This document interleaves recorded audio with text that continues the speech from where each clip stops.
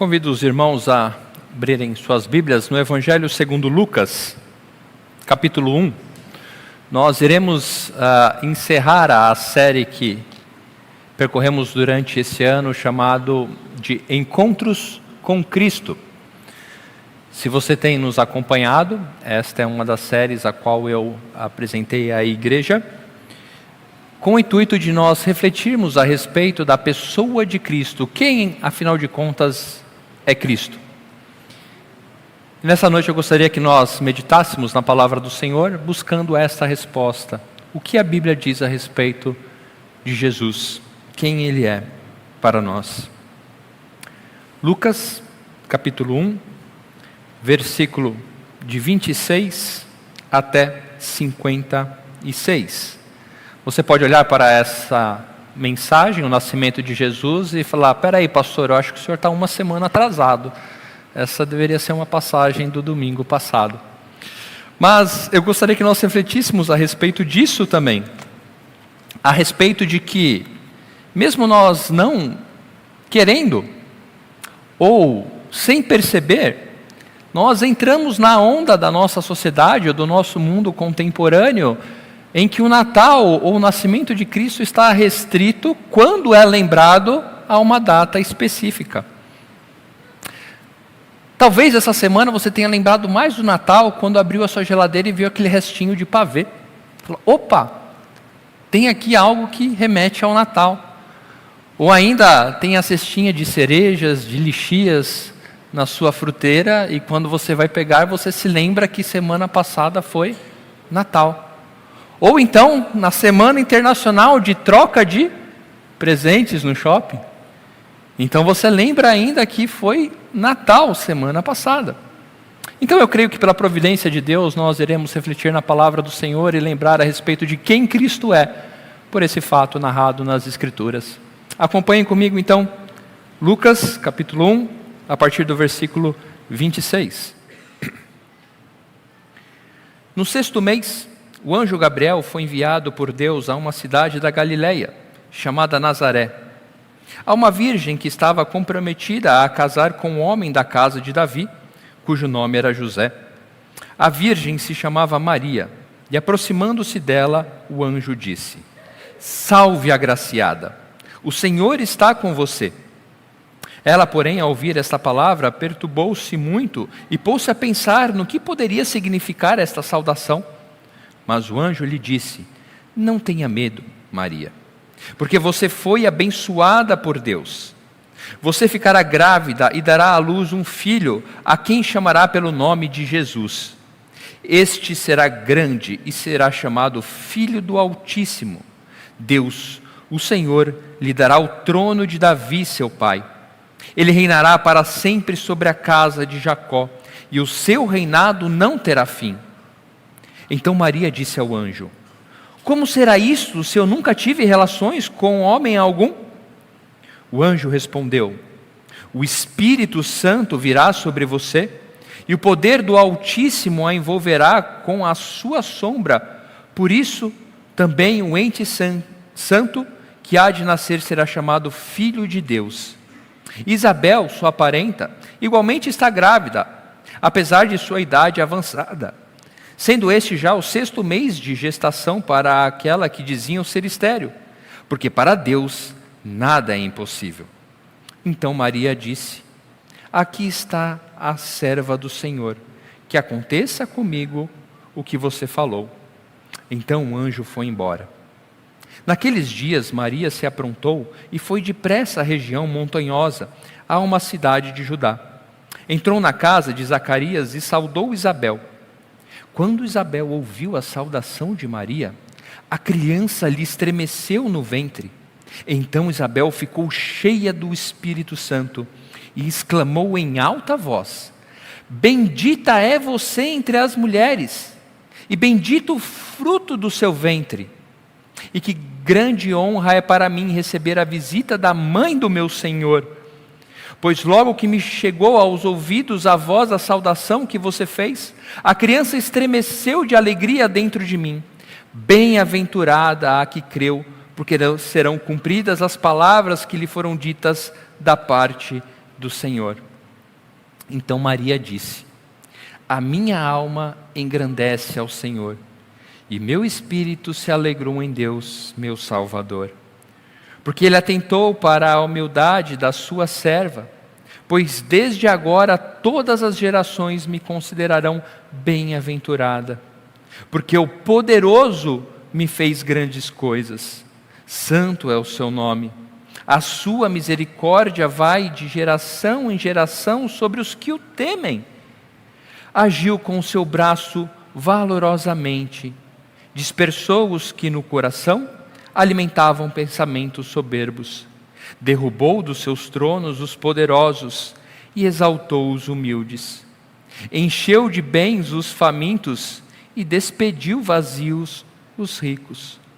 Amparou o Israel, seu servo, a fim de lembrar-se da sua misericórdia a favor de Abraão e de sua descendência para sempre, como havia prometido aos nossos pais. Maria permaneceu cerca de 3 meses com Isabel e voltou para casa. Até aqui a palavra do Senhor. Vamos orar? Senhor, obrigado, ó Deus. Obrigado pela Tua palavra, que é atemporal. Obrigado por se revelar a nós de forma que pudéssemos compreender quem o Senhor é e aquilo que nos ofertou em Cristo Jesus. Obrigado, Senhor, pela Tua igreja na qual podemos congregar e pedimos que Teu Santo Espírito nos ilumine para compreendermos aquilo que o Senhor tem a nos dizer.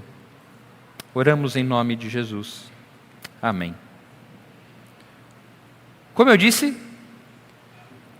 se nós não tomarmos cuidado, é capaz de nós sermos levados por esse sentimento de o Natal passou e aguardarmos novamente dezembro do próximo ano para voltarmos a refletir a respeito do nascimento de Jesus. Há 2 evangelhos que tratam o nascimento de Jesus Cristo, o Evangelho de Mateus e o Evangelho de Lucas, com maiores detalhes. Tanto é que, quando nós vemos o início do Evangelho de Lucas, Lucas diz a Teófilo, aquele que foi o remetente primário do Evangelho de Lucas, o principal objetivo, ou por que o seu Evangelho estava sendo escrito. Capítulo 1, versículo 4, depois de dizer que, mesmo todos tendo relatado os fatos acontecidos, Teófilo, eu escrevo a você para que você tenha plena certeza das verdades em que foi instruído. Nós devemos pensar, quando olhamos para os fatos relatados a respeito do nascimento de Jesus Cristo, que isso é uma realidade dentro da história humana. Os fatos narrados aconteceram. Não é uma história criada para vender em uma determinada época. Na nossa série, temos visto constantemente que ou Jesus Cristo é quem Ele diz ser, ou o que a Bíblia diz a respeito dele, ou Jesus Cristo é o maior dos mentirosos. Eu sei que é pesado, mas a conclusão lógica é essa. Ou Jesus é quem Ele realmente diz ser, ou Ele não passa de um mentiroso, e nós, de insensatos. A primeira verdade que nós aprendemos aqui é que o Senhor revelou a nós o seu plano por meio de Cristo Jesus. Aprove a Deus, ou foi da vontade de Deus, que nós tivéssemos conhecimento daquilo que Ele havia feito para nós. Vejam que o anúncio do anjo Gabriel, destinado a Maria primeiramente, também é um anúncio a todos nós a respeito do que Deus tem como um propósito para nós. E principalmente para aqueles que creem em Cristo Jesus. Aqui somos apresentados a Maria, a primeira receptora desta mensagem. E esse é um grande ponto que ao longo da história vem sendo discutido. Qual a relevância de Maria nessa história? E devemos tomar cuidado para não entrarmos ou nos apegarmos a extremos, de negligenciarmos, e de não dar qualquer significância a Maria nesta narrativa, ou o outro extremo, de elevar Maria a uma posição que nunca lhe foi dada. Vejam, o primeiro ponto. Devemos considerar Maria como alguém que, na história, foi escolhida de forma distintiva para ser apresentada. O próprio texto nos diz, versículo 28, quando o anjo diz, salve a agraciada, versículo 29, abençoada por Deus, versículo 42, bendita é você entre as mulheres. A própria Maria tinha essa percepção de ser alguém diferente, versículo 48, quando ela diz isso, entre as gerações serei conhecidas como mulher abençoada. Então não devemos cometer este erro de tratar Maria como simplesmente uma qualquer, tentando combater um outro extremo, de que Maria deve ser elevada a uma posição superior. Em momento algum devemos nos apegar a esses dois extremos. Em momento algum, as Escrituras apontam para Maria como, por exemplo, a mediadora entre os homens. Você deve já ter ouvido essa expressão. Nós não vamos nos adentrar profundamente a estas questões a respeito da idolatria ou da veneração de Maria, mas a verdade é que as Escrituras, em momento algum, nos permitem elevar Maria a uma condição em que nem ela mesma se colocou. Maria não é mediadora entre Deus e os homens. Maria cumpriu o seu papel como a virgem que viria dar à luz ao Messias, como profetizado por Isaías. Isaías capítulo 7, uma virgem dará à luz ao Messias. Mas Maria não continuou perpetuamente nessa condição. Hoje aqui pela manhã, o reverendo Daniel expôs muito bem essa questão da expressão sobre virgens. Nós vimos um bom exemplo hoje pela manhã de que virgens também poderiam, essa expressão virgem, também era uma conotação para moças, jovens ou damas. E muitos se apegam a esta expressão para colocar que Maria não era de fato virgem, liberais propriamente dito. Mas o texto nos ensina que essa expressão virgem também dá indicação da sua condição com relação a relacionamentos com homens. A própria Maria disse aqui, versículo 34, como seria isso se eu nunca tive relações com homem algum? Então, quando cremos no nascimento de Cristo Jesus, devemos crer que Maria estava na sua condição como virgem, não tendo relações com homens, mas que essa condição não se perpetuou, como defendem outros, de que Maria não teve pecado e que permaneceu nessa condição perpetuamente.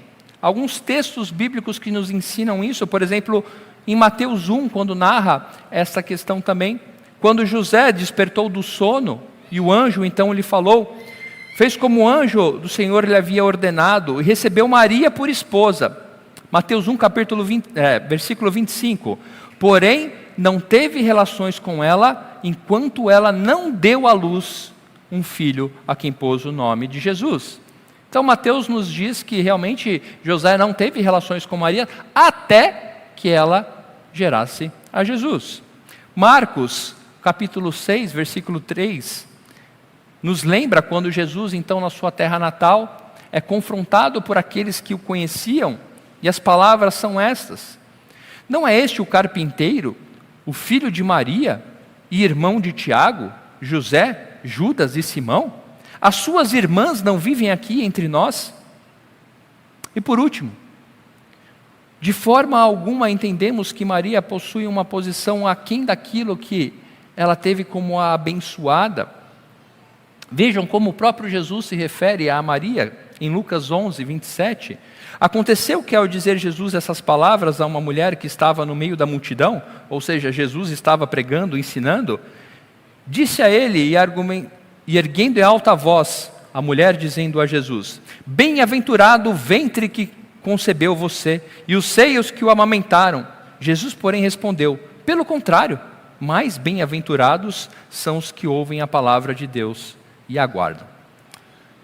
Vejam, devemos fugir dos dois equívocos, de negligenciar a pessoa de Maria como não sendo um instrumento de Deus, alguém que distintivamente foi usada por Deus na história. Devemos compreender isso. Maria teve o seu papel na história de forma distintiva, mas não devemos elevá-la a algo que a própria Escritura não nos aponta. Afinal de contas, Maria estava recebendo a mesma realidade, ou recebendo o encontro prometido para ela e para todos nós. A mensagem trazida pelo anjo Gabriel era para Maria e para todos aqueles que creem.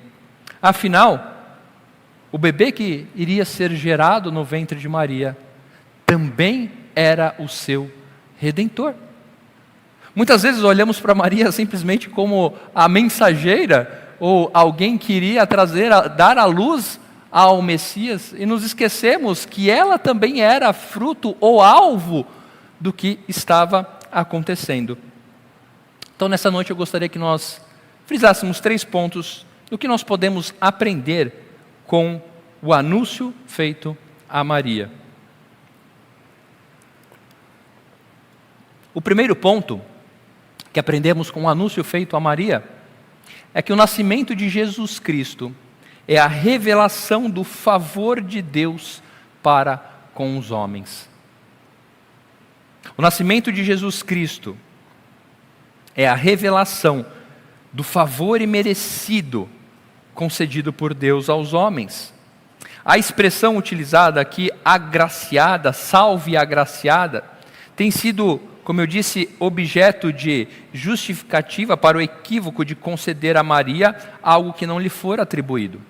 Muitos utilizam essa saudação, principalmente sendo guiados pela tradução latina, chamada Vulgata, que é a tradução do grego para o latim, que traduz essa expressão como plenamente cheia de graça. O que isso significa, pastor? Que utilizando-se dessa expressão, com essa tradução, muitos defendem que o texto bíblico diz que Maria não tinha pecado, porque nela residia a graça divina. Ao longo da história, o cristianismo argumenta esta expressão para defender a divindade de Maria. Mas, compreendendo o texto de uma forma mais correta, e principalmente o seu original, compreendemos que essa saudação está muito mais ligada a algo que foi concedido a Maria neste momento. Um favor imerecido. Vejam que essa expressão, agraciada, ou achada em graça, ou concedida graça, essa mesma expressão é utilizada apenas 2 vezes no Novo Testamento. E as 2 vezes que ela é utilizada é para indicar o favor de Deus para com Maria e o favor de Deus para com todos os crentes. Em Efésios 1, de 3 a 6, nós encontramos essa mesma expressão. Quando Paulo diz: bendito seja o Deus e Pai de nosso Senhor Jesus Cristo, que nos abençoou com todas as bênçãos espirituais nas regiões celestiais em Cristo. Antes da fundação do mundo, Deus nos escolheu nele para sermos santos e irrepreensíveis diante dele. Em amor nos predestinou para ele, para sermos adotados como seus filhos por meio de Jesus Cristo, segundo o propósito da sua vontade, para louvor da sua graça que ele nos concedeu gratuitamente no amado. Paulo então coloca toda a obra da salvação, a predestinação, a justificação, a redenção apontada para Cristo Jesus e utiliza a mesma expressão que Gabriel utiliza com Maria. Ou seja, o anúncio a Maria é de que ela estava sendo favorecida da parte de Deus, que ela estava recebendo aquilo que ela iria gerar no seu ventre como graça da parte de Deus. Portanto, compreender o anúncio do nascimento de Jesus é compreender o favor de Deus para nós.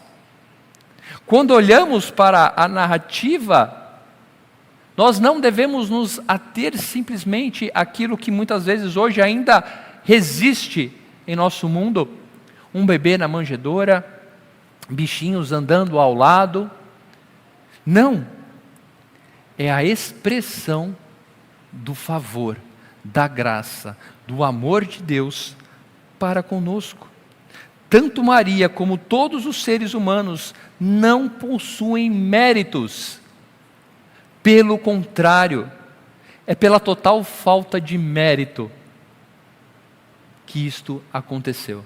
É pela total falta de mérito da nossa parte, da parte de Maria, que Deus concedeu o seu favor na pessoa de Cristo Jesus. Mas o nascimento de Jesus não nos anuncia apenas esse favor imerecido de Deus aos homens. Ele também nos ensina que o reino de Deus estava sendo revelado de forma plena aos homens. Um reino de justiça e poder. O anúncio dado a Maria não estava simplesmente mostrando a ela o favor de Deus para com os homens, mas também de que o seu reino estava sendo instaurado à vista de todos. Jesus se fez como um de nós, Deus se fez como carne, versículo 31, quando diz: você ficará grávida e dará à luz um filho, a quem chamará pelo nome de Jesus. O favor imerecido da parte de Deus consiste em que Jesus se torne como um de nós, para conquistar aquilo que nenhum de nós seria capaz. O nascimento de Jesus Cristo apresenta para nós o favor imerecido de Deus para com os homens, mas também demonstra como este favor seria aplicado. Deus se fez carne, Jesus se fez como um de nós para salvar pecadores da condenação eterna. Em Mateus 1, ainda relatando esta passagem, versículo 21, temos o relato das palavras do anjo Gabriel a José, quando ele diz: ela dará à luz um filho e você porá nele o nome de Jesus, porque ele salvará o seu povo dos pecados deles. Quando olhamos para o nascimento de Jesus Cristo, compreendemos o favor imerecido de Deus para conosco.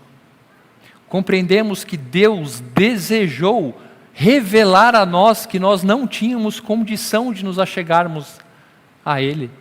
E por isso, graciosamente, Ele enviou o seu Filho. Não havia nenhuma necessidade, a não ser amor. Não havia nenhuma necessidade, a não ser graça. E por conta disso, o presente que nos foi dado, o verdadeiro presente, eu costumo dizer isso para as crianças, principalmente na época do Natal.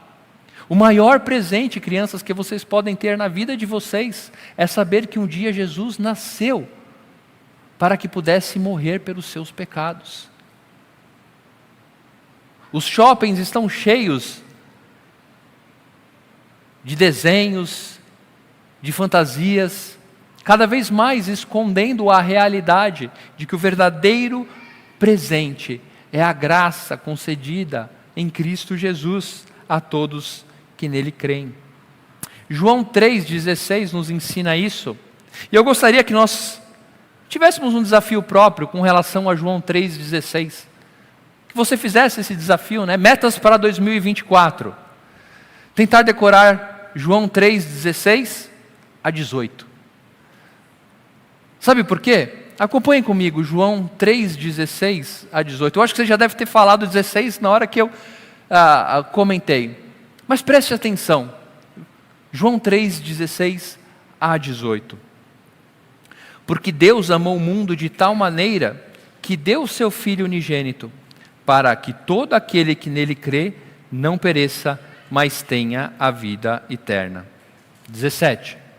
Porque Deus enviou o seu Filho ao mundo, não para que condenasse o mundo, mas para que o mundo fosse salvo por ele. Quem nele crê não é condenado, mas o que não crê já está condenado, porque não crê no nome unigênito do Filho de Deus. Eu creio que muitas vezes nós nos esquecemos que, embora o propósito da vinda de Jesus Cristo seja a salvação, por consequência, ele traz o juízo do seu reino. Aqueles que nele não creem não serão salvos. O pequeno bebê na manjedoura é a revelação do reino instaurado. Para aqueles que creem, salvação. Para aqueles que não creem, condenação. Vamos tentar decorar 2024. João 3, 16 a 18. O anúncio do nascimento de Jesus também consolida o seu reino de poder. Versículos 32 a 33, acompanhem comigo. Um reino de poder. Este será grande e será chamado Filho do Altíssimo. Deus, o Senhor, lhe dará o trono de Davi, seu pai. Ele reinará para sempre sobre a casa de Jacó, e seu reino não terá fim. Um reino de poder. Embora Jesus tenha se tornado como um de nós, seu nascimento manteve a relação ou a característica que só ele poderia ter, de ser o Filho de Deus. Deus se fez homem, plenamente Deus. Somente Jesus é o Filho de Deus. Ele é o Filho, embora tenha sido gerado de forma humana, sempre existiu. Embora gerado de forma humana, Jesus Cristo sempre existiu. Plenamente homem, plenamente Deus. Só Ele é o Filho, no qual nós recebemos o poder de sermos chamados filhos de Deus. Veja, há uma tremenda diferença entre ser e receber o poder de ser chamado. Há uma grande diferença entre ser o filho e receber o poder de ser chamado. Somente o filho concede o poder de sermos chamados filhos de Deus. Se podermos ser filhos de Deus, é porque um dia o Filho nos concedeu essa graça. No poder do Filho recebemos este poder. Fora do poder do Filho, nunca seremos chamados filhos de Deus. Fora da realidade da encarnação de Deus como homem, fora da crença de uma vida devota a esta realidade, não podemos ser chamados filhos de Deus. Em Cristo, todos aqueles que nele creem recebem este poder e desfrutam deste reino de poder. Vejam que o anjo Gabriel utiliza terminologias do cumprimento de promessas feitas por Deus ao seu povo. O trono de Davi, seu pai, ele reinará para sempre sobre a casa de Jacó. O seu reinado não terá fim. Depois, no cântico de Maria, ela reconhece também, versículo 54, amparou Israel, o seu servo, a fim de lembrar-se da sua misericórdia, a favor de Abraão e de sua descendência para sempre, como havia prometido aos nossos pais. O tema do sermão desta noite é um encontro prometido. Um encontro prometido por Deus, desde Gênesis, quando o Senhor prometeu que o descendente da mulher viria a pisar o descendente da serpente. Deus, plenamente homem, plenamente Deus. Favor imerecido. Um reino instaurado debaixo da ação divina da Trindade. Pode parecer ser estranho para nós, mas eu creio que até mesmo nós temos nos levado pela diminuição desses fatos. E somente nesta época, dezembro, entre o dia 25 e 24, voltamos a pensar a respeito destes fatos. Mas o que eu queria que nós pensássemos isso tem que ser a base, isso tem que ser uma das bases da nossa fé.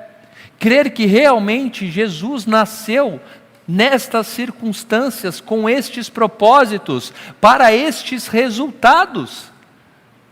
É isso que muda a nossa vida, é isso que vai mudar a nossa segunda-feira, o dia primeiro, isso que vai mudar as nossas decisões, isso é a forma que nós enxergamos o mundo. Tem que passar por esta narrativa. Como eu disse, essa nossa série, ela continuamente faz essa pergunta: quem Jesus é para você? Afinal de contas, você experimenta de uma vida que condiz com o que você diz a respeito de Jesus Cristo? Quem Ele é para você? Você compreende que tudo isso se deu por uma ação divina? Versículos 35, 37 e 39 a 44 mostram isso, quando Maria diz: mas como é que isso vai acontecer? O anjo respondeu, versículo 35, o Espírito Santo virá sobre você, e o poder do Altíssimo a envolverá com a sua sombra.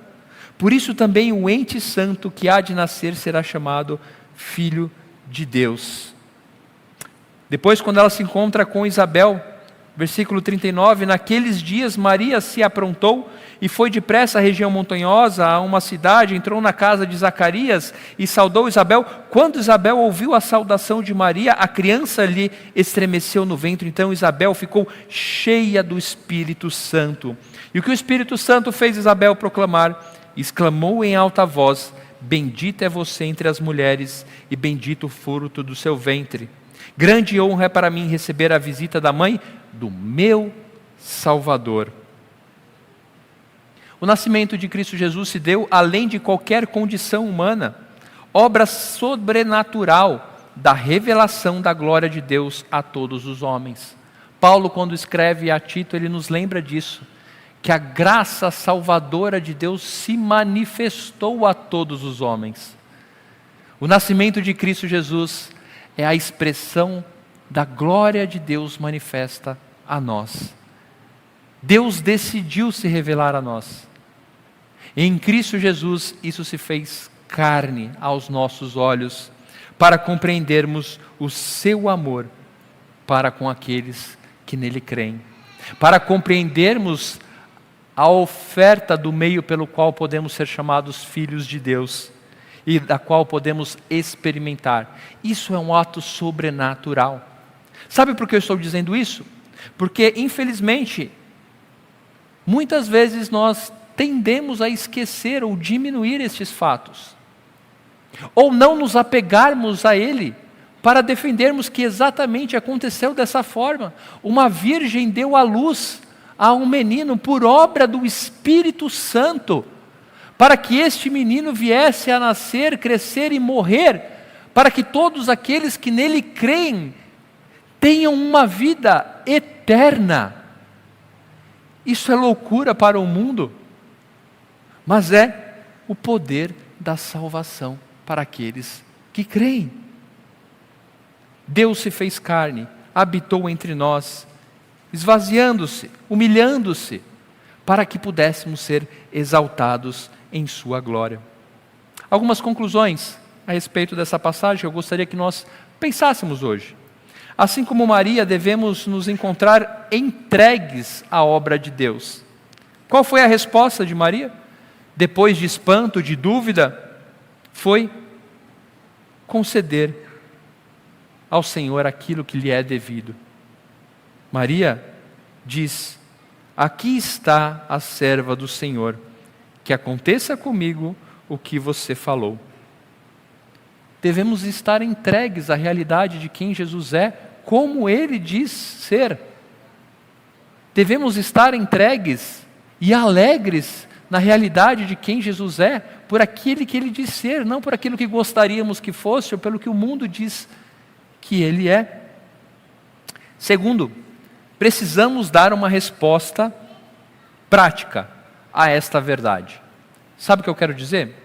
é que a forma com que você vive, as suas decisões, a forma com que você enxerga o mundo, ela é a resposta a respeito de como você entende Jesus. Você pode até falar, mas a realidade é que a sua verdadeira resposta, a minha verdadeira resposta de quem Jesus é expressa pela forma como eu vivo. E por último, crer no nascimento de Jesus como foi revelado, produz uma vida com termômetros a respeito de estarmos no caminho certo ou não. Assim como Maria, humildade, arrependimento, santidade e proclamação dessas verdades. Às vezes eu me pergunto por que paramos para pensar no nascimento de Jesus ou nos efeitos disso somente em dezembro ou somente na semana do Natal. Sabe por quê? Porque estamos sendo levados pelos nossos dias. Porque estamos aguardando os shoppings serem enfeitados para nós lembrarmos que o nosso Redentor se fez carne como nós. Virada de ano, novas metas. Talvez devemos buscar um pouco mais os efeitos desta realidade, quem Jesus é, durante todo o ano, durante todos os dias de nossa vida. E assim como Maria, a partir do versículo 46, poder dizer: a minha alma engrandece ao Senhor, e meu espírito se alegrou em Deus, meu Salvador. A minha alma engrandece ao Senhor, e meu espírito se alegrou em Deus, meu Salvador, durante todos os dias de minha vida. Que Deus nos abençoe a experimentarmos da realidade, da verdade e dos resultados da encarnação do nosso Redentor. Vamos orar? Obrigado, Senhor, porque a Tua palavra nos ensina a cada dia, Pai, em cada detalhe um pouco mais de quem o Senhor é. Certamente já ouvimos diversas vezes essa narrativa da Tua palavra, mas pedimos que Teu Santo Espírito aplique em nosso coração aquilo que precisamos, Senhor, para estar mais próximos de Ti. Ajude-nos, Senhor, a compreendermos o peso da glória da encarnação de Jesus Cristo. A compreendermos, Senhor, os efeitos disso em nossa vida. Que os nossos corações sejam preenchidos desta alegria em dias difíceis, a compreender que o Senhor é o nosso Deus, que agora somos filhos Teus, por meio de Cristo Jesus. Para compreendermos em dias bons, que o que realmente importa é termos Jesus Cristo como nosso único e suficiente Salvador. E que o mundo, ó Pai, conheça essa verdade pelos nossos lábios. Cremos que aconteceu exatamente dessa forma, para que então faça sentido todos os efeitos do fato ocorrido. Que a nossa fé se fortaleça nessa verdade e que o mundo veja que Jesus Cristo é o Senhor por nossas vidas. Isso podemos pedir e confiar, pois recebemos o favor imerecido de Tuas mãos, por meio de Cristo, por quem nós oramos. Amém.